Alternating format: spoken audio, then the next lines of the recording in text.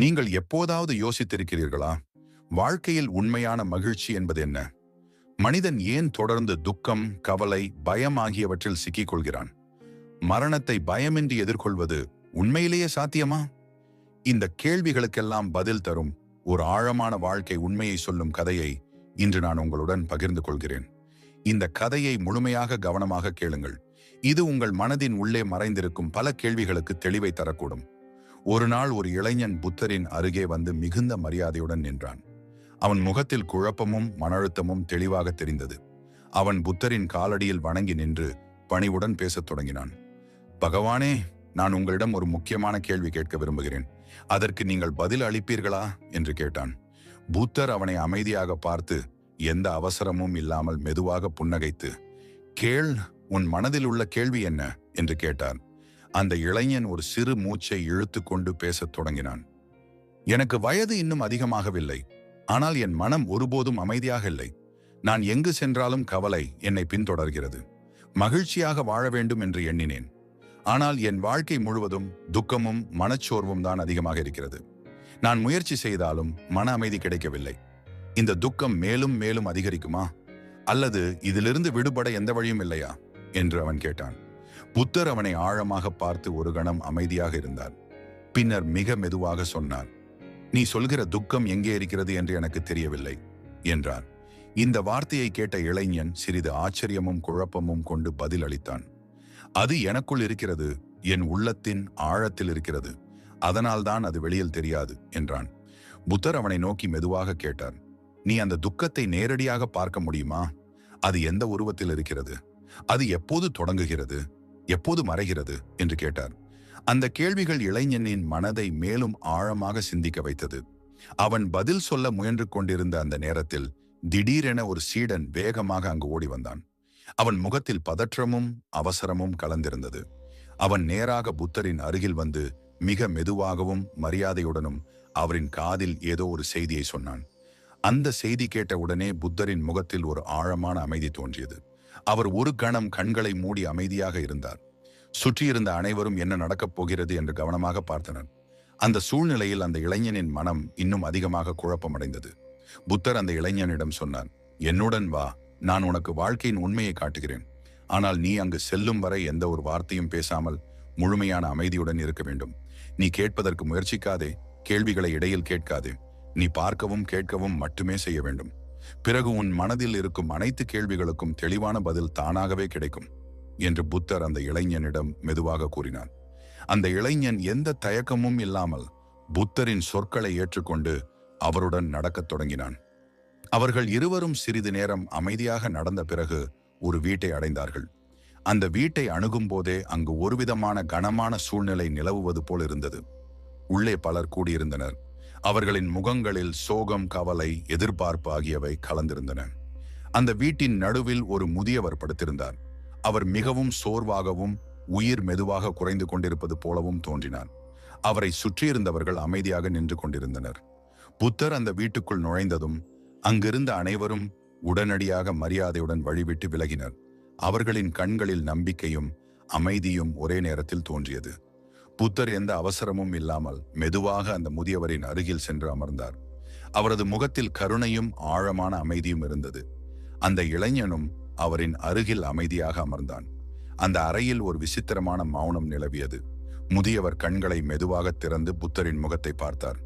அவரது பார்வையில் இப்போது பயம் குறைந்து ஒருவிதமான தெளிவும் அமைதியும் தெரிந்தது. அவர் மெதுவாக பேசத் தொடங்கினார். பகவானே, நான் என் வாழ்க்கையை முழுவதும் ஓடி ஓடி செலவழித்து விட்டேன். ஆனால் நான் எதற்காக ஓடினேன் என்பதையே சரியாக புரிந்து கொள்ளவில்லை. இப்போது இந்த இறுதி தருணத்தில் எனக்கு ஒரு உண்மை மட்டும் புரிகிறது. நான் எப்போதும் வெளியில் ஏதோ ஒன்றை பிடிக்க முயன்றேன், ஆனால் அது எப்போதும் என் கைகளில் நிலைக்கவில்லை. அவர் தொடர்ந்து சொன்னார், சிறு வயதில் இருந்த சுதந்திரம் எனக்கு மிகவும் இனிமையாக தெரிகிறது. அப்போது எந்த எதிர்பார்ப்பும் இல்லை, எந்த போட்டியும் இல்லை. ஆனால் வளர்ந்த பிறகு நான் எப்போதும் மற்றவர்களைப் போல ஆக வேண்டும் என்று நினைத்தேன். அந்த ஒப்பீடு என் மன அமைதியை முழுமையாக கெடுத்தது. நான் வெற்றி பெற்றேன் என்று நினைத்த தருணங்களிலும் என் உள்ளத்தில் அமைதி இல்லை. அந்த வார்த்தைகளை கேட்ட இளைஞனின் மனம் இன்னும் ஆழமாக உருகியது. அவனுக்கு தன் வாழ்க்கையும் அந்த முதியவரின் வாழ்க்கையும் ஒன்று போல தோன்றியது. அவனும் எப்போதும் எதிர்காலத்தை நினைத்து தற்போதைய தருணத்தை இழந்துவிட்டதை உணரத் தொடங்கினான். புத்தர் மெதுவாக எழுந்து அந்த அறையின் நடுவே சில நொடிகள் அமைதியாக நின்றார். பின்னர் அவர் மெதுவாக பேசத் தொடங்கினார். மனிதன் தன் வாழ்க்கையில் 2 விஷயங்களை புரிந்து கொள்ள தவறுகிறான். ஒன்று, எதுவும் நிரந்தரம் அல்ல. மற்றொன்று, அவன் தேடும் அமைதி வெளியில் இல்லை. இந்த 2ம் புரியாத வரை மனிதன் துக்கத்திலிருந்து விடுபட முடியாது.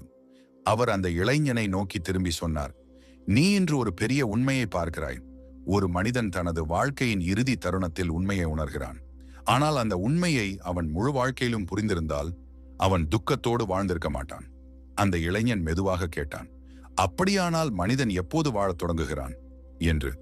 புத்தர் சிறிது நேரம் அவனை பார்த்து மெதுவாக சொன்னார், அவன் கடந்த காலத்தை விடவும் எதிர்காலத்தை விடவும் விடுபட்டு இந்த நிமிடத்தை முழுமையாக உணரத் தொடங்கும் தருணத்தில்தான் அவன் உண்மையாக வாழத் தொடங்குகிறான். அந்த வார்த்தைகள் அந்த இளைஞனின் மனதில் ஆழமாக பதிந்தன. அவன் கண்களை மூடி ஒரு கணம் அமைதியாக நின்றான். அவனுக்குள் இதுவரை இல்லாத ஒரு அமைதி மெதுவாக உருவாகத் தொடங்கியது போல இருந்தது. அந்த அறையில் இருந்த ஒவ்வொருவரும் ஒரு புதிய உண்மையை உணர்ந்தனர். அந்த முதியவர் புத்தரின் வார்த்தைகளை கேட்ட பிறகு இன்னும் ஆழமான அமைதியில் மூழ்கினார். அவர் கண்களில் இருந்த பதற்றம் மெதுவாக மறைந்து ஒரு தெளிவான புரிதல் மட்டுமே மிஞ்சியது போல இருந்தது. அவர் மெதுவாக மூச்சை இழுத்து விடும்போது அந்த மூச்சே தனது வாழ்க்கையின் இறுதி நிமிடங்களை எண்ணிக்கொண்டிருப்பதைப் போல உணர்ந்தார். அவர் மீண்டும் மிக மெதுவாக பேசத் தொடங்கினார். பகவானே, இப்போது எனக்கு எல்லாம் தெளிவாகிறது. நான் என் வாழ்க்கை முழுவதும் ஒன்றை பிடிக்க முயன்றேன். ஆனால் அது எப்போதும் கைகளில் நிலைக்கவில்லை. நான் மகிழ்ச்சியை தேடினேன். ஆனால் அது எங்கேயோ வெளியே இருப்பது போல நினைத்தேன். இப்போது புரிகிறது, நான் தேடியது என் உள்ளத்தில்தான் இருந்தது. அவர் தொடர்ந்தார், நான் வாழ்க்கையில் பலவற்றை சேர்த்தேன் என்று நினைத்தேன். பணம், குடும்பம், மதிப்பு, மரியாதை எல்லாம் இருந்தது. ஆனால் இப்பொழுது இந்த இறுதி நேரத்தில் நான் உணர்கிறேன், இவை எதுவும் எனக்கு உண்மையான அமைதியை தரவில்லை. நான் எப்போதும் மேலும் வேண்டும், மேலும் வேண்டும் என்று ஓடிக்கொண்டிருந்தேன். அந்த ஓட்டத்தில் நான் என்னைத்தானே இழந்துவிட்டேன். அந்த வார்த்தைகளை கேட்ட இளைஞனின் கண்களில் கண்ணீர் வந்தது. அவனுக்கு அந்த முதியவரின் வாழ்க்கை அவனுடைய எதிர்காலத்தைப் போலவே தோன்றியது. புத்தர் மெதுவாக அந்த இளைஞனை நோக்கி பார்த்தார். அவர் முகத்தில் கருணை மட்டும் இருந்தது. பின்னர் அவர் மெதுவாக பேசத் தொடங்கினார். மனிதன் தனது வாழ்க்கையின் பெரும் பகுதியை எதிர்காலத்தை உருவாக்குவதில் செலவிடுகிறான். ஆனால் அந்த எதிர்காலம் வந்த பிறகும் மனம் அமைதியாக இருப்பதில்லை. ஏனெனில் ஆசைகள் முடிவில்லாதவை. ஒன்று நிறைவேறினால் அடுத்தது உருவாகிறது. இவ்வாறு மனிதன் ஒருபோதும் நிறைவு அடையாத ஒரு ஓட்டத்தில் வாழ்கிறான். பின்னர் புத்தர் அந்த இளைஞனை நோக்கி கூறினார், நீ இந்த தருணத்தில் ஒரு உண்மையை பார்க்கிறாய். வாழ்க்கை என்பது சேர்ப்பதற்காக அல்ல, புரிந்து கொள்வதற்காக. பிடித்து கொள்ள முயன்றால் துக்கம் அதிகரிக்கும். விட்டுவிட கற்றுக்கொண்டால் மனம் மெதுவாக இலகுவாகும். அந்த முதியவர் மெதுவாக சிரித்தார். அந்த சிரிப்பில் ஒரு நீண்ட பயணத்தின் முடிவு இருந்தது. அவர் கண்களை மூடி மிகவும் அமைதியான நிலையில் இருந்தார். அவரது முகத்தில் எந்த பயமும் இல்லை, எந்த வருத்தமும் இல்லை. அவர் முழுமையான ஏற்றுக்கொள்ளுதலின் நிலைக்கு வந்தது போல் இருந்தது. புத்தர் மெதுவாக சொன்னார், இப்போது நீ எந்த போராட்டமும் இல்லாமல் இருக்கிறாய். இதுதான் உண்மையான விடுதலை. மனம் அனைத்தையும் விட்டுவிடும் போதுதான் அமைதி பிறக்கிறது. பிடித்துக் கொள்வது துன்பத்தை உருவாக்குகிறது, விடுவிப்பது விடுதலையை தருகிறது. அந்த நேரத்தில் அறை முழுவதும் ஒரு ஆழமான அமைதி பரவியது. அந்த அமைதி சாதாரண அமைதி அல்ல, புரிதலால் உருவான அமைதி போல் இருந்தது. அந்த இளைஞன் எந்த கேள்வியும் கேட்காமல் அமைதியாக நின்றான். அவனுக்குள் ஒரு புதிய உண்மை மெதுவாக உருவாகத் தொடங்கியது. வாழ்க்கை என்பது தேடல் அல்ல, உணர்தல் என்பதை அவன் மனம் மெதுவாக புரிந்து கொண்டது. அந்த இளைஞன் புத்தரின் வார்த்தைகளை கேட்டு நீண்ட நேரம் அமைதியாக நின்றான். அவன் மனம் முன்பு போல ஓடிக்கொண்டிருக்கவில்லை. ஒவ்வொரு வார்த்தையும் அவனுக்குள் மெதுவாக இறங்கி ஒரு ஆழமான புரிதலாக மாறிக்கொண்டிருந்தது. அவன் கண்களை மூடி ஒரு நிமிடம் மூச்சை கவனிக்க முயன்றான். அந்த ஒரு சிறிய முயற்சியே அவனுக்கு புதிதான அனுபவத்தை அளித்தது போல இருந்தது. இதுவரை அவன் வாழ்க்கையை வெளியில் தேடி வந்தான். ஆனால் இப்பொழுது முதல் முறையாக அவன் உள்ளே கவனத்தை திருப்பத் தொடங்கினான். புத்தர் மெதுவாக அந்த இளைஞனை பார்த்து பேசத் தொடங்கினார். நீ இப்போது கேள்விகளை குறைக்கத் தொடங்குகிறாய். அதுதான் உண்மையான தொடக்கம். மனிதன் அதிகம் கேள்வி கேட்கும் போது மனம் குழப்பத்தில் இருக்கும். ஆனால் அவன் கவனிக்கத் தொடங்கும் போது உண்மை தானாக வெளிப்படத் தொடங்கும். நீ எதையும் பெற வேண்டிய இடத்தில் இல்லை, நீ ஏற்கனவே இருப்பதை உணர வேண்டிய இடத்தில் இருக்கிறாய். அந்த வார்த்தைகள் இளைஞனின் மனதில் ஒரு புதிய அமைதியை உருவாக்கியது. அவன் வாழ்க்கையில் இதுவரை செய்த அனைத்தையும் நினைத்தான். ஓடி ஓடி தேடிய நாட்கள், எதிர்காலத்தை பற்றிய பயங்கள், கடந்த காலத்தின் வருத்தங்கள், அனைத்தும் அவன் கண்முன் வந்து சென்றது போல இருந்தது. ஆனால் இப்போது அவை அனைத்தும் அவனை கட்டுப்படுத்தவில்லை. அவன் அவற்றை வெறும் நினைவுகளாக மட்டுமே பார்க்க தொடங்கினான். புத்தர் தொடர்ந்தார், மனம் எப்போதும் ஒரு இடத்தில் நிற்காது. அது கடந்த காலத்துக்கு போகும் அல்லது எதிர்காலத்துக்கு போகும். ஆனால் உண்மை எப்போதும் நடப்பது இந்த நிமிடத்தில் மட்டுமே. இந்த நிமிடத்தை இழக்கும் மனிதன் வாழ்க்கையை இழக்கிறான். இந்த நிமிடத்தை உணர்கிற மனிதன் வாழ்க்கையை உண்மையாக வாழ்கிறான். அந்த இளைஞன் மெதுவாக கேட்டான், அப்படியானால் நான் எங்கு தொடங்க வேண்டும் என்று கேட்டான். அவன் குரலில் இப்பொழுது குழப்பமில்லை, ஒரு ஆர்வமும் அமைதியும் இருந்தது. புத்தர் மெதுவாக பதில் சொன்னார், நீ எங்கும் செல்ல வேண்டியதில்லை. நீ இப்போது இருக்கும் இடத்திலேயே தொடங்கலாம். உன் மூச்சை கவனிக்கத் தொடங்கு. உன் நடப்பை கவனிக்கத் தொடங்கு. உன் சிந்தனைகள் வரும்போதும் அவற்றை தடுக்காதே. வெறும் பார்த்துக்கொள். அவை வருவதை பார்த்து செல்லவிடு. நீ அவற்றில் சிக்காமல் இருப்பதே விழிப்புணர்வு. அந்த இளைஞன் மீண்டும் கண்களை மூடி சில நிமிடங்கள் அமர்ந்தான்.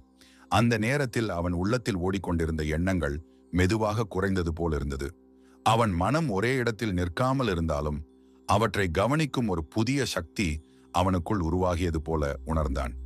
அது அவனுக்கு இதுவரை தெரியாத அமைதி. அவன் மெதுவாக கண்களை திறந்து புத்தரை பார்த்தான். அவனின் முகத்தில் ஒரு சிறிய மாற்றம் தெரிந்தது. குழப்பம் குறைந்து தெளிவு அதிகரித்தது போல் இருந்தது. அவன் மெதுவாக சொன்னான், இப்பொழுது எனக்கு புரிகிறது போல் இருக்கிறது. நான் எப்போதும் வெளியே ஏதோ ஒன்றை தேடிக்கொண்டிருந்தேன். ஆனால் உண்மையில் தேட வேண்டியது என் உள்ளத்தில்தான் இருந்தது போல இருக்கிறது. புத்தர் மெதுவாக தலையாட்டி சொன்னார், நீ இப்போது சரியான திசையில் பார்க்க தொடங்கி இருக்கிறாய். இதுவே விழிப்புணர்வின் முதல் படி. இதை தொடர்ந்து செய்தால் நீ தேடாமல் இருந்தாலும் உண்மை உன்னை அடையும். அந்த இளைஞன் அமைதியாக நின்றான். அவன் மனதில் இருந்த பாரம் மெதுவாக குறைந்தது போல இருந்தது. அந்த இடத்தில் இருந்த காற்றும் கூட மிகவும் அமைதியாக உணரப்பட்டது போல தோன்றியது. அவன் வாழ்க்கையை முதல் முறையாக வேறு கோணத்தில் பார்க்க தொடங்கினான். அப்போது உனக்கு உன்னை போன்ற வேறு ஒரு இளைஞன் கதையை சொல்கிறேன் கேள் என்றார் புத்தர். ஒரு சிறிய கிராமத்தில் மிகுந்த ஆசையுடனும் பதற்றத்துடனும் வாழ்ந்த ஒரு இளைஞன் இருந்தான். அவன் வாழ்க்கையின் ஒவ்வொரு நாளும் அடுத்த இலக்கை நோக்கி ஓடிக்கொண்டே இருந்தது. இன்று ஒரு இலக்கு முடிந்தாலும் நாளை இன்னொரு இலக்கு உருவாகும். ஆனால் அவன் மனதில் அமைதி மட்டும் ஒருபோதும் நிலைக்கவில்லை. எவ்வளவு வெற்றி வந்தாலும் அதற்குள் ஒரு வெறுமை மட்டும் இருந்தது. இரவு நேரங்களில் அவன் தனியாக அமர்ந்து, நான் ஏன் இவ்வளவு அலைகிறேன், உள்ளுக்குள் ஏன் இவ்வளவு அமைதி இல்லாமல் இருக்கிறது என்று சிந்திப்பான். ஒரு நாள் அந்த இளைஞன் ஊரில் பிரசித்தி பெற்ற ஒரு வயதான ஞானியை பற்றி கேள்விப்பட்டான். அவர் யாரையும் கட்டாயப்படுத்தாமல் வாழ்க்கையின் உண்மையை சாதாரணமாக புரிய வைக்கும் மனிதர் என்று மக்கள் சொன்னார்கள். அந்த இளைஞன் அவரை சந்திக்க முடிவு செய்து நீண்ட பயணத்திற்கு பிறகு அவரை சென்றடைந்தான். ஞானியை பார்த்ததும் அவன் வணங்கி நின்று தனது மனநிலையை முழுமையாக வெளிப்படுத்தினான். நான் வாழ்க்கையில் முன்னேற முயற்சி செய்கிறேன், ஆனால் மனம் ஒருபோதும் அமைதியாக இல்லை. நான் எப்போதும் பயப்படுகிறேன், எதையோ இழந்து விடுவேனா என்று கவலைப்படுகிறேன். எனக்கு ஒரு வழி சொல்லுங்கள் என்று கேட்டான். அந்த ஞானி அவனை ஒரு வார்த்தையும் பேசாமல் கவனமாக பார்த்தார். அவனுடைய கண்களில் இருந்த அவசரத்தையும் மனதின் குழப்பத்தையும் புரிந்து கொண்டார். பின்னர் மெதுவாக அவனை அருகில் இருந்த ஒரு அமைதியான இடத்திற்கு அழைத்துச் சென்றார். அங்கு ஒரு பெரிய பாத்திரத்தில் சுத்தமான நீர் இருந்தது. ஞானி அந்த பாத்திரத்தை சற்று குலுக்கினார். உடனே அந்த நீர் முழுவதும் கலங்கியது.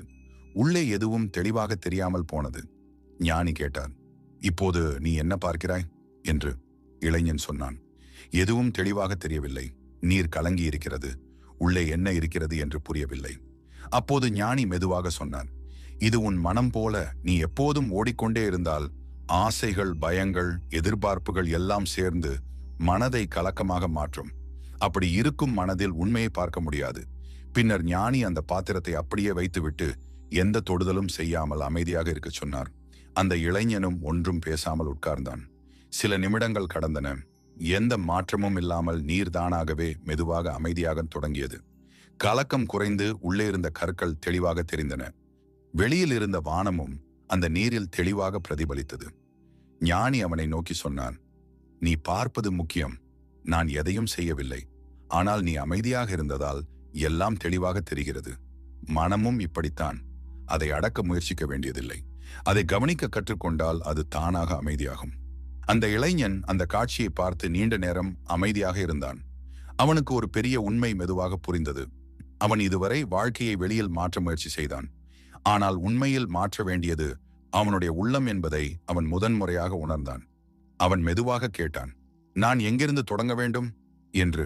ஞானி சொன்னார், நீ இப்போது செய்யும் ஒவ்வொரு செயலும் முழு கவனத்துடன் செய்ய தொடங்கு. நடக்கும்போது நடப்பதை உணரு.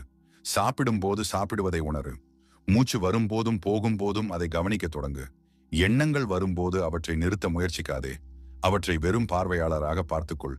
அப்போது அவை தானாகவே குறையும். அந்த இளைஞன் கண்களை மூடி அங்கேயே அமைதியாக அமர்ந்தான். ஆரம்பத்தில் அவனது மனம் வழக்கம் போல் அலைபாய்ந்தது. பழைய நினைவுகள், செய்யாத தவறுகள், எதிர்கால பயங்கள் எல்லாம் ஒரே நேரத்தில் எழுந்து அவனை குழப்ப முயன்றன. ஆனால் இந்த முறை அவன் வேறுபட்டிருந்தான். அவற்றை அடக்க முயற்சிக்கவில்லை, தள்ளிவிடவும் முயற்சிக்கவில்லை. வெறும் ஒரு பார்வையாளராக அவற்றை கவனித்துக் கொண்டிருந்தான். சில நிமிடங்கள் கடந்தன. மனதின் ஓட்டம் மெதுவாக மந்தமாகியது.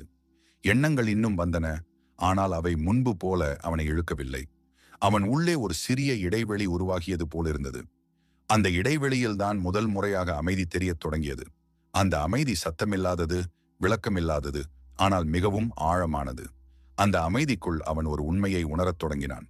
நான் எண்ணங்கள் அல்ல, நான் உணர்வுகள் அல்ல, நான் ஓடும் மனமும் அல்ல. இவை எல்லாவற்றையும் கவனிக்கும் ஒருவர் உள்ளே இருக்கிறார் என்று அவனுக்கு மெதுவாக புரிந்தது.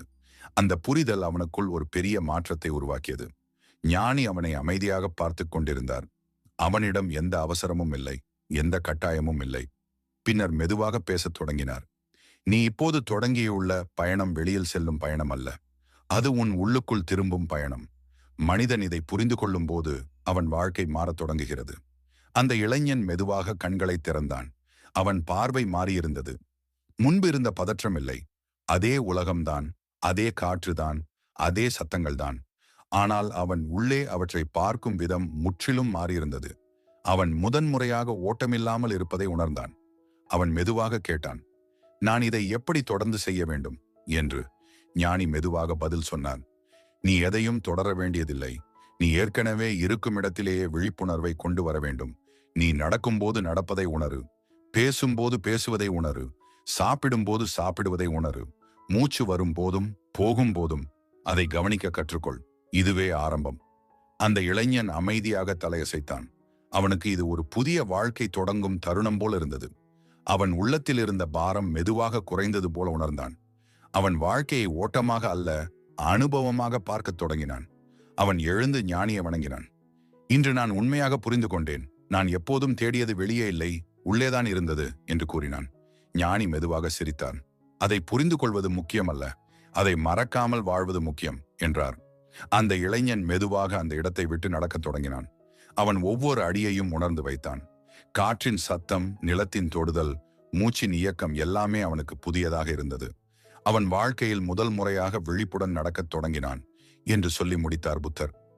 இப்போது அந்த இளைஞன் மனம் தெளிவு பெற்று இருந்தது. வாழ்க்கையை எவ்வாறு வாழ வேண்டும் என புரிந்து கொண்டான். புத்தருக்கு நன்றி கூறி புறப்பட்டான். இது ஒரு கதை மட்டுமல்ல, இது உன் உள்ளத்திலும் நடக்க வேண்டிய மாற்றம். நீயும் எப்போதும் மன ஓட்டத்தில் சிக்கிக் கொண்டிருக்கிறாயா? கடந்த காலம், எதிர்காலம் என்று மனம் ஓடிக்கொண்டே இருக்கிறதா? அப்படியானால் இன்று ஒரு சிறிய முயற்சி செய். சில நிமிடங்கள் அமைதியாக உட்கார்ந்து உன் மூச்சை மட்டும் கவனி. எதையும் மாற்ற முயற்சிக்காதே, வெறும் கவனித்துக்கொள். அதுவே தொடக்கம். இந்த கதை உன் மனதுக்கு சிறிதாவது அமைதி கொடுத்திருந்தால் இதை பிறருக்கும் பகிர். மேலும் இது போன்ற வாழ்க்கை உண்மை கதைகள் தினமும் வேண்டுமெனில் சேனலை பின்தொடர மறக்காதே.